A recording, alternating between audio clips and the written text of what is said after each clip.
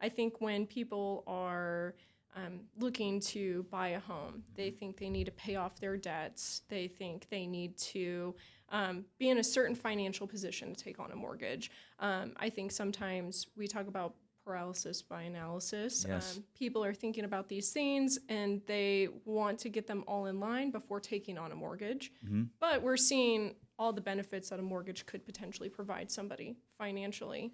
So what steps will we need to take to get into a mortgage to be able to utilize equity to potentially pay off things like consumer debt?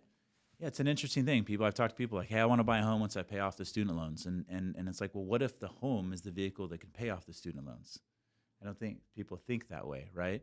But you hit the nail on the head. People overanalyze it. They think that they have to have all this in place before they're going to be able to qualify for a home loan. And in reality, I think it's a lot easier to qualify for a home loan today than potentially some of the other consumer debt that they're trying to qualify for. And so often people are making assumptions that are not accurate. And so if they're thinking about buying a home at all, just raise your hand and talk to a lender and tell them what you're trying to do. We call it a hopes and dreams call. What are you trying to do?